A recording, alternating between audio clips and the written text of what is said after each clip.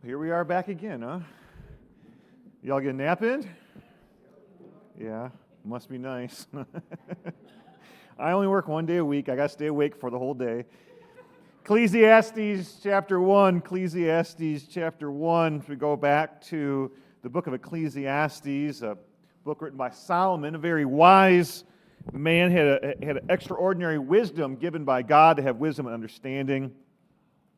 Speaking of wisdom and the things that we know, the things we don't know, as the world is so vastly changing quickly in front of us, you know, one of the things that we could say as an excuse sometimes, you know, you could, like, people be bringing up something or, hey, we should do this, and you could say, like, yeah, it's not really my wheelhouse. Like, you could say that before. Like, it was a great excuse if you didn't want to do something or you didn't want to participate in it. You could say, yeah, I got to stay in my lane. That's not really my thing. I don't really know. No one's ever showed me that or taught me. I don't have really a lot of experience with it. And we realize how quickly the world's changing, that you can't really use that for an excuse anymore. I mean, honestly, you can use AI to make yourself an expert in anything now, right? We've all done it. Like, you know, give me a deep dive into, you know, theoretical physics or something, you know? I mean, goodness, has anyone asked AI to make a time machine yet? I mean, it might be able to do it. I don't know. Like, you can just, everything, like, people talk about learning new languages with this new technology we have, and it's just so quick, and you know, you can really do a lot. You can dive into medical diagnoses. You can upload your medical charts, your blood results, and you can all of a sudden learn all these new things. If you have any question, you just ask a question. Can I explain? One of my favorite prompts is explain it like I'm an imbecile, you know? And it probably just knows and talks to me like I'm an imbecile now. My wife figured it out a long time ago. But, you know, and that's like, get me at a level where I can understand, and it's amazing. And we live in a day, I just think that things have changed so fast. It might do us good as we talk about a book of wisdom, at least an aspect of wisdom here, for us to kind of stop and think about how this world is so filled with knowledge. You know, 100 years ago, you know, I could tell you, I mean, really anything. You're not going to know any better. But now, I mean, you can pull out and you can Google what I'm saying, right? And you know this. In fact, you know, and it's got to be a work of the devil to put, like, NFL games or whatever games on Sunday, because, I mean, you can get the scores. Do you imagine there was a time before, guys, you can get your sports scores in the middle of church? You actually had to focus on the Lord. Can you imagine that? It must have been awful. I don't know how they did it back then. But we have all this information right now, and we can get it instantly. We've never been so educated. In fact, it's amazing. Everybody has an opinion about everything now. You ever notice that? Everybody has an opinion about everything because we have all this information. But at the same time, we've never seen the world, or at least our human condition, so empty at the same time. Here's Solomon, the wisest man of his day, but when he sought wisdom apart from God, he discovered it only deepened his frustration. And the point, the big picture I want to get across today, and I always like to be clear on Sunday nights. Our kids take such good notes, and in fact, children, if you want to write a title, I know there's a spot for your notes for the title up there. You can write down the title as When Wisdom Isn't Enough. When wisdom is enough, because wisdom can answer many questions, but it can't satisfy the soul without God. So we find ourselves in Ecclesiastes, and we went to the beginning of the first chapter last Sunday night, but let's go ahead and start in verse 12, and we'll read down to 18, and we get to see this pursuit of wisdom that Solomon has. He's trying to make sense of the world, much like we are today, to make sense, and wisdom, surely wisdom is the key to the answer of figuring out this world. So we see in verse 12, he says, I, the preacher, was king over Israel and Jerusalem, and I gave my heart to seek and to search out by wisdom concerning all things that are done under the sun. This sore travail hath God given to the sons of man to be exercised therewith. I have seen all the works that are done under the sun, and behold, all is vanity and vexation of spirit. That which is crooked cannot be made straight, and that which is wanting cannot be numbered. Communed with mine own heart, saying, Lo, I am come to great estate, and I have gotten more wisdom than all they that have been before me in Jerusalem. Yea, my heart had great experience of wisdom and knowledge, and I gave my heart to know wisdom, to know madness and folly. I perceived that this also is vexation of spirit. For in much wisdom is much grief. And he that increaseth knowledge increaseth sorrow. Father, I come to you tonight and, Lord, ask that you would meet with us from the youngest to the oldest. And Lord, I pray that although we live in a time where many of our ancestors never could have dreamed of the application and the availability of knowledge in our day, to have all the information of the world, not just in an encyclopedia, but at our fingertips. Wisdom and knowledge that some of old have spent their whole life searching for, and we have it in abundance. And Lord, help us to understand the conclusion that you come to. Lord, help all of us as we try to walk through this life that we're living today and trying to make sense of the chaos and trying to live right. Lord, show us from your word the truth. Lord, I'm thankful that you are God that is not afar, that you are here. Lord, I'm thankful for the Holy Spirit to minister to us. So, Lord, I pray that you'd have your perfect will and way. I ask this in Jesus' name. Amen. All right, children, taking your notes, point number 1 would be the pursuit of wisdom. The pursuit of wisdom. We see this in verse 12 and 13 that I have just read. Solomon had resources. He's the king. He's got everything, and he had a great position, and he had the intelligence to really pursue every field of knowledge. Learning is a unique experience, and sometimes we need a certain level of knowledge to ask the questions to get the right answers to continue growing in our knowledge. And so understand that God had given him that supernatural understanding and wisdom and knowledge, that here he is, and he's looking for more. He's in a perfect position. This is not a lazy king. That he said he gave his whole heart to this pursuit. And it's amazing that he calls it in our verses right there. I believe it's in the middle of verse 13. As he gave his heart to seek and search out by wisdom concerning all things that are done under heaven.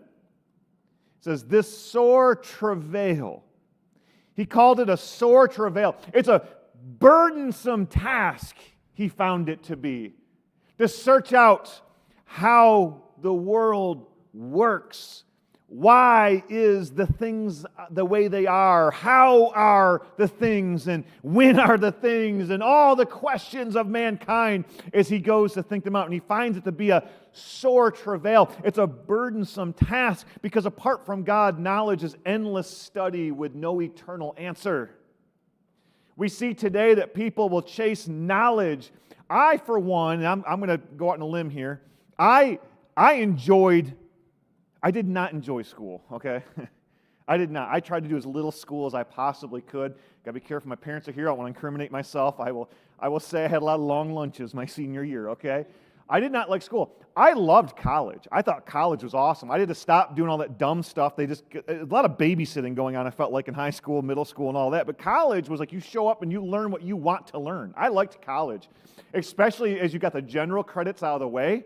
You could really focus on the things that you're passionate about. I enjoyed it. In fact, there was a time in my life, like when I was done, it kind of bummed me out. I really enjoyed it. I felt like I was stopping this pursuit of bettering myself through a higher education, right?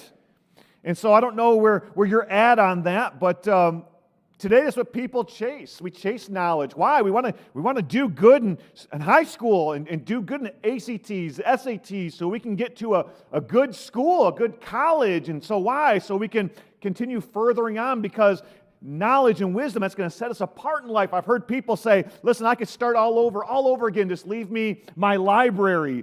Meaning, just give me the wisdom, the knowledge to be able to read these things. And there's endless you can go to a library, you can go to the White Lake Library, go to the self-help section. You'll find help for every problem you've ever had in your life and the problems you don't even know you have right now. It's out there. It's incredible. And sometimes we think it's going to fulfill us. There's many times that, let's get uncomfortable for a minute. Also, it comes to the point where a lot of times, and we teach our young people to do this, that getting the world's knowledge and the secular wisdom, it's more important than worshiping God. We'll forsake We'll forsake our worship of God because, well, that's the time my class meets, and that's why I want to be there. Because I believe what I'm going to be getting from that college lecturing is going to be more important than I'm going to get from the Word of God that day. Understand how important this is, and this is a big deal. I mean, I grew up in the day and age where you have to go to college. You have to do something. Go to a trade school. You have to do something. And I'm not saying don't do something. I'm saying that something is not the end all that's supposed to be for us. There's nothing good or nothing bad about educating yourself, but when we abandon the worship of God or we think that we're going to figure things out that way, we get head knowledge, but we don't get the heart transformation. It still leaves us empty, and that's what Solomon's saying here. I did it, sore vexation, looked at everything, and came up empty because it didn't affect my heart. So children, write down point number 2, the pain of understanding. Look at verse 14 and 15. I've seen all the works that are under the sun. Did you catch that phrase again? That's kind of the heading of our series title of all these things that are under the sun. He said, I've seen all the works that are done under the sun, and behold, all is vanity and vexation of spirit. That which is crooked cannot be made straight, and that which is wanting cannot be numbered. He said, I've seen all the works under the sun. You're looking at life without a Christian worldview will lead to futility. If we try to take the biblical worldview and put it out of our minds and just search the world through the secular lens, we're going to end up with futility or vanity. We talked about vanity. Remember, vanity is you pull down the mirror in your car and you got that vanity mirror under the visor, right? Because you want to look good, That's that vanity, that vainness, that emptiness because, we don't really, ladies, you're putting on your makeup in the morning driving, you don't really look like that, it's just you're just painting it on, right? It's vanity. By the way, you keep doing it. I'm not preaching against makeup, I'm preaching myself in a lot of trouble tonight, You keep doing it. I'm not saying don't, but keep going, But just saying, at the end of the day, that's not your real face, okay? Guys, you can put lifts in your shoes. You're not Ron Baker, okay? It's vanity, I want to be 6'25", You can't do that, right? It's empty. It's nothing to that. So, it's like the time I talked about when I was really trying to impress my wife with my cooking skills. And if you've known me for a while, I can't cook. So when I tried to impress her one day, we were dating, I had her come over, and I had a plated half chicken with some vegetables and a side dish. It was great. I even sprinkled some seasoning so it went on the plate so it looked like I actually did it. And I would have got away with it if not my dad had looked in the garbage, and he goes, oh, who had Boston Market? I bought Boston Market and replated it. It's vanity. I was trying to be something I'm really not because she married me and found out, hey, he can't cook. It's my mom's fault. You can get after her for that. Never taught me how. I don't know. I can't do laundry either while we're on that, but not going to air my dirty laundry, pun intended, right? Where are we at here? It's all vanity. All this wisdom, you get it. Okay, you understand it now. So what? He said, I got it. I can understand. I have more understanding anybody can have. He says, and it's vexation of spirit, or we would say frustration. It's frustrating. I've learned all this. He's going to tell us why that is. Because in verse 15, he says, that which is crooked cannot be made straight. And that which is wanting cannot be numbered. Human wisdom sees a problem but can't fix it. Here's a frustrating thing. You go to the doctor and you say, I have a problem. I get a headache when I limp and then my heart palpitates. I don't know. And the doctor runs a test. I have no idea what it is. And you go to the next doctor, and the doctor goes, I have no idea what it is. And you're like, man, this is really frustrating. You're on the search, and you're going to U of M hospital, and they're doing tests on you. And finally, one day, a doctor calls you, goes, I got the results of your test. I got it. I got it for you. And you go, yes, we finally figured this out. And they say, you got whatever syndrome or whatever disease or whatever it is. And you go, yes, we got it. We have it. And they say this, yeah, but there's no cure for it. Well, I'm glad I know, I guess. Knowing is power, G.I. Joe, what is it? I know it. And that's what he's saying. He says, that which is crooked, it's crooked. That's crooked. Okay. How do you make it straight? I don't know, but that's crooked. And that's what he's saying. He says, it's vexation, it's frustration. The more I know what's wrong. And the more I know, the more I know that's not right. And it's frustration to me. Is anyone else like me? I'm a little OCD, like a little bit, right? Drives me nuts. Imagine me and poor Josh working with me. I walk in, I see stuff. I see details. By the way, he's done such a good job in the lobby because he knows I'm going to want, I don't know. He'll do 1,000 things right. I'll see the one thing like, oh man, that nail and trim's out. Just I haven't done it to him. That'd be terrible, but I'll think it though, right? It's like the more you know, the more you see, the more. And we say, well, it's incurable. Everyone knows the world is broken. Now, a lot of people don't believe that sin entered the world through Adam and Eve and through all of that, but the lostest of the lost people, they know the world is broken, and they come up with their philosophies, right? We have socialism. We have all these different philosophies that are going to fix the problems, and by the way, man's philosophies and solutions just make everything worse. So we fix it, we understand it's broken, and we can diagnose sin, we can diagnose brokenness and suffering, but without God, there's no cure to it. And that's I believe, where he's coming from. I have the privilege that God's allowed me to spend time with people living their worst nightmare. There's times where I'm called into a situation where I'm praying the whole time going, Lord, I have nothing. Lord, it's going to have to be you. Lord, just please, just help me have the right words, the right demeanor, the right. Just give me, Lord, because I'm walking this situation. There's no way I can put my arm around someone and go, I've been where you are. Because where they are, I hope never to be. And I hope never to meet someone in that situation again. I'm talking about those are the bad situations that we're around, right? On their worst possible time. And I found this is a common correlation I've noticed with so many people experiencing our worst nightmare. They have this pathological need to answer one question. And they'll look you in the face and they'll ask you this, and they'll say, but why? And I get asked that question no matter what the situation is over and over. Why did this person do this? Why did this happen to me? Why would I happen to be here at the time and place where this happened? Why am I in this circumstance? Why? They want to have that same need to search out that wisdom, right? Because somehow they think if they can figure out why it's crooked, it'll magically be made straight. Now, it's a psychological thing we have in our brains. If I can just figure it out, then magically everything's better again. Now, think of the worst situation that's ever happened in your life, okay? And I'm not trying to drag out some really bad things, but whatever, you lost a loved one, or maybe you've been through the tragedy of divorce or something like that, but whatever it is, if you were to figure out why, and you figured out why, like, I don't know, you got the autopsy reports back, and you're like, oh, there was a blocked artery, or there's a congenital heart defect. Did it make the person alive again? Like, oh, I figured out how you died. Be alive again, Oh, I figured out why our relationship failed, and magically we're back together, happily ever after. It doesn't work. All it is this more vexation of spirit. We think knowing why will make everything straight that is crooked. If we can make sense of terrible things, that we'll all be okay. And this is what we've been watching our country go through this last week. If we can just figure out why Charlie Kirk was shot, everything will be better. Well, it must be a grand conspiracy theory. It must be this or that. And you hear all the dumb stuff come out of the wood. No worse theology comes out than times of death. I don't know why that is. But it just comes out and you start hearing all these things. Listen, nothing's going to change what happened. It happened. We can learn all the whys in the world, or we can learn none of the whys, and guess what?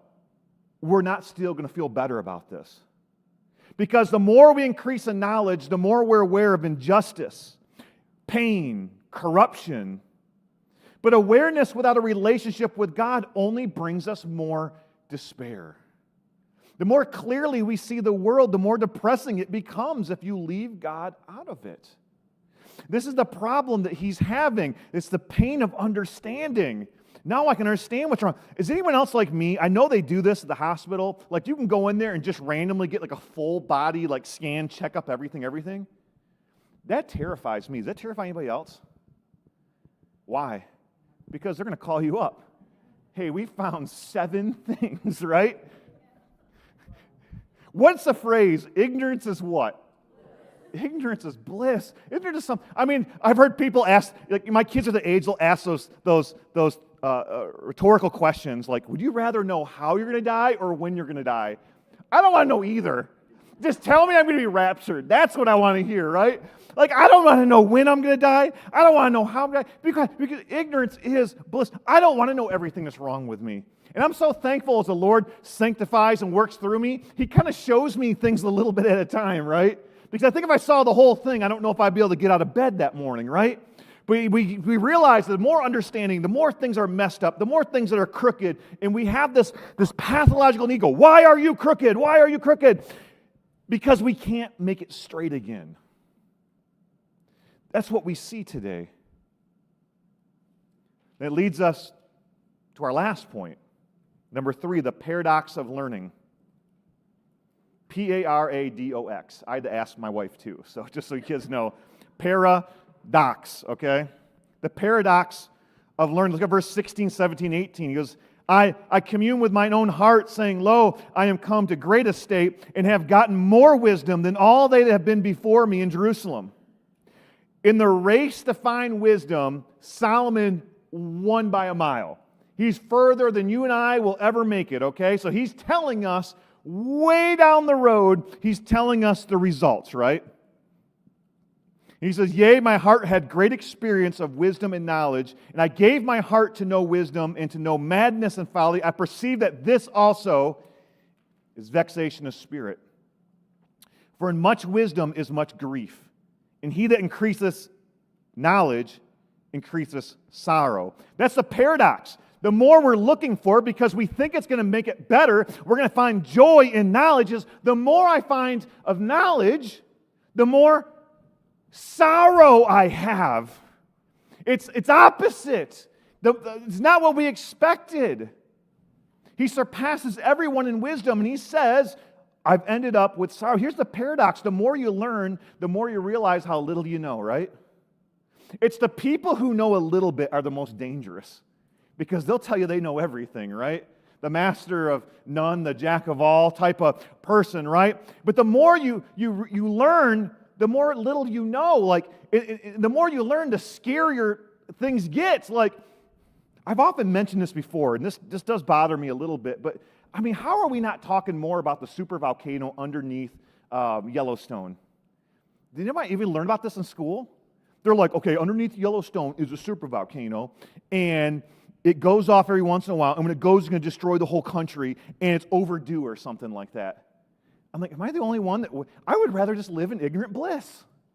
I want to go visit Old Faithful and go, ooh, I don't want to think, yep, that is a ticking time bomb that's going to kill everybody someday. Have fun putting your kids to sleep tonight. Daddy, what is a supervolcano? What's Pastor talking about? You're okay, we're in Michigan. Do you know last year we had 145 asteroids that got closer to us than the moon? Right? The more you know, right? The more you know, the more terrifying life gets. All of a sudden now the buzzword is microplastics. Right? I mean, before Pastor Josh was like, work on your macros, now I got to worry about my micros now. I got plastic in my lungs or something. Right? Like, what does it do? You know, it's like, oh, it does all these diseases. Like, oh, great, you know. Knowledge expands questions, but it doesn't provide the ultimate answers. I don't think we're made to live in a day of 24-hour tragedy. Like, we know what's going on all the way around the world. And the world is so big that there's always at least a couple things terrifying going on at the same time, right? I mean, like oh, you gotta wake up. Okay, we got like monkeypox in Africa now. Like, oh, great. Now I got to worry about monkeypox, right? And then there's a tsunami in Japan, and we got to worry about pirates in Somalia. And here's the thing, Dave, there's nothing you can do about it. These things they just exist. And the more you know about these things, it's crooked, it's all right, but I can't do anything about it. And he says, my sorrow just gets increased. I believe that's why the real world is so messed up. If I can maybe make it a little bit less funny and a little more realistic, Like I mentioned this last week, I've been so busy. I've been so busy, and I haven't been doing my good duties to my community. So I carved out a night, and I decided I'm gonna. We've had a lot going on. I'm gonna go out and I'm gonna serve with the White Lake's finest.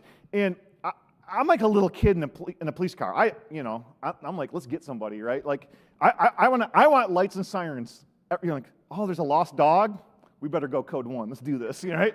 Woo woo! Like, can I do the wee woos? They never let me do the wee woos, but let's go! Woo! We got to do this. Like, I want to put away bad guys. Like, I don't know about it. It feels good. Like, it makes sense. Let's go meet someone on their worst day and let's make it better. Let's be the heroes. Let's go into a situation. Let's pull like old ladies out of burning buildings and like let's do this. And so I come in, I'm like kind of gung ho. Like I don't even want to scare. Like I don't want the officers like I don't want to ride with him today. He's way too gung ho. So I just kind of chill out a little bit. But in my heart, I'm like, let's do this. Let's go save the world. Like I want to be a cop. I want to go. Let's go do. And if it gets too scary, I'm like, I'm just a chaplain. I'll just.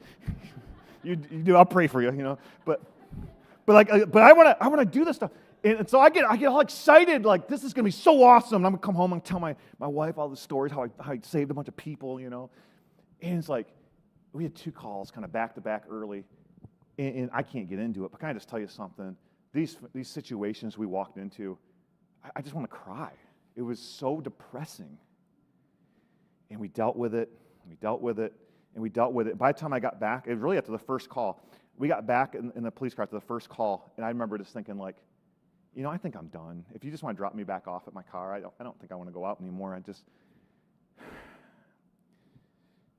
Because I got to go see some pretty crooked situations, and realizing that I can't make it right. I can't. What does they say? You can't lead the horse to water. I can't. People want help. They'll only go as far as they'll go with you. And you just can't. And it's just like, I hate the situation. I hate it. I hate that people live like this. I hate that this is somebody's daily life. I hate that this is probably somebody's Tuesday. And to me, it's a nightmare. I hate that there's kids in these situations. I got to be really careful because I don't want to like a sound clip of me saying, I want to kidnap children like out of context. But like, I want to rescue them. It's terrible.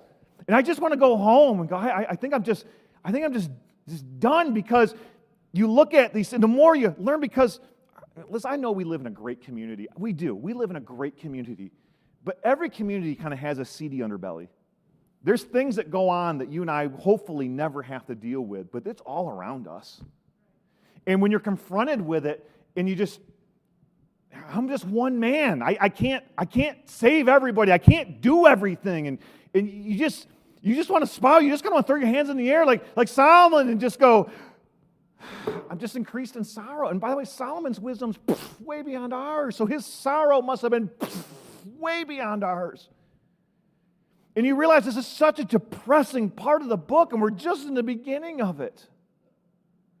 Because without God, wisdom is a burden. When I was in elementary school, I don't know what kind of programs they were running. Maybe it was middle school. I don't know, it all blurs back to me. But we had a program, they would actually put like special ed children or even Down syndrome children in class with us. For a while, my best friend was Down syndrome in the class. I just liked him. He was happy all the time, right? And I'm not making fun of him. There was an intelligence deficit there. But the intelligence deficit kind of didn't have the anxiety and the depression that it seems like the more we learn, the more we have. And again, I've given the illustration of my dog. He's so happy because he's got nothing to think about. But here we are, and we realize what Solomon is saying. I know, the more I don't want to know anymore. It's a burden and opens our eyes, but it doesn't heal our heart. We end up with a head full of information, but still an empty heart. Education, philosophy, science cannot answer the deepest questions. It can't get us down to what we originally were searching for. Who am I? Why am I here? And where am I going? And the problem remains the same. Did you see it? It was in verse 14. Seen. Where's he looking? He's looking at the works that are done where? Under the sun. What is it in verse 13? He talks about the things that are done under heaven. The problem is when we get ourselves in these situations, I'm telling you, I have to calibrate myself sometimes and go, whoa, let's back up, back up, back up. I'm too close. I'm looking at things under heaven. I'm looking at things under the sun. Yeah, there's a street in White Lake that I spent way too much time on in the middle of the night, and I don't even want. I come home, my wife, well, what happened? What? She's expecting me to tell her like some '80s cop drama movie or something like that, and I'm like, I don't want to talk about it. You don't even want to hear what I have to tell you. This is. My kids are like, Dad, how many people did you guys like gun down today? It's like none. We just did. There's nothing going on. It's got a couple speeders, which is, I guess, kind of fun. Like. My favorite is when people drive by and they realize you're a police car and they hit the brakes real hard and go 10 and 2. At least that's what they're supposed to do. Oh, excuse me. I'm sorry. When I get too serious, sometimes I don't like being that serious. I had to break the title. But anyways, the problem is we need to zoom out and we got to focus our vision above the sun. That's the problem. And here's what I want to say with that. I know I've kind of a lot of heavy, but here's the big thing right here. It changes everything. Because above the sun, above the heaven is my God, okay? And He is in control. I know I get my little microscope and I look at these situations on earth and I just go, oh, there's no hope, it's crooked. And some people, you say, let me help you. I'm going to straighten this out in your life. And then they'll let you go so far and they smack you. And they go, no, we like it just a little crooked. And you just go, there's just no hope. There's despair. Let's just give up. Let's just be done. This is hopeless. And we got back up. And go, wait a minute, no. Let me tell you something. God is in control. He's there. He knows us. He cares about things. And He has a purpose in all things. And I don't have to figure out everything. I just got to trust the one who has it all figured out. I know some people have asked me, Pastor, are you worried about the road out there? What are we going to do about, there's a bunch of spots and they're all messed up. And I've been telling people, it concerns me. I said, I'm not really I don't stay awake at night thinking about the road because I know Don's doing it. I know that he's staying awake all night thinking about it. You laugh, but here's the thing. I've worked with Don. I've known Don for 15 or so years. I trust him with anything. I trust him with my children. I just know that he's making the phone calls. He's talking to contractors. He's on top of things. If there's a problem, he'll let me know. But I just know he's got it. So I don't have to worry about it. And a lot of people ask me about the lobby. We need to put a new rug in here. Are you worried? I'm not worried one bit. Why? Because Josh has it. This is his problem. I'm not up here late on a Saturday trying to put trim up. Because Josh is up here late on a Saturday night putting trim up. I trust him. I've worked with him for a long time. I know his heart. He's good at what he does. He's fantastic. It blows me away every time I give him a tiny little job. He goes above and beyond. It's amazing. And so I don't need to. He has it all under control. So we start looking at the world and go, man, we just had an assassination. And we've all seen the videos now. And then we have this going on in the world. And we have this going on in the world. And are you worried about it? Nope. Because God knows what He's doing. All I have to do is just be obedient to Him. He has it all under control. See, Solomon's despair points us forward to Jesus. I think we have to know the problem before we can appreciate the solution.